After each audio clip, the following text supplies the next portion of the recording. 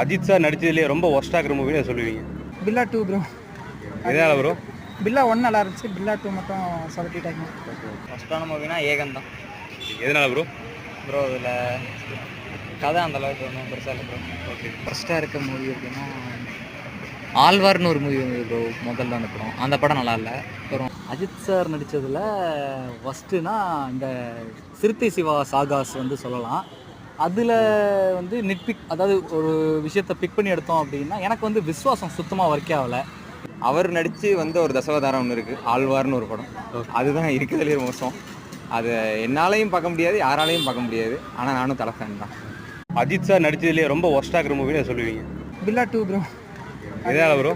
பில்லா 1 நல்லா இருந்துச்சு, பில்லா 2 மட்டும் சொதப்பிட்டாங்க. ஃபஸ்ட்டான மூவினா ஏகன் தான் எதனால ப்ரோ?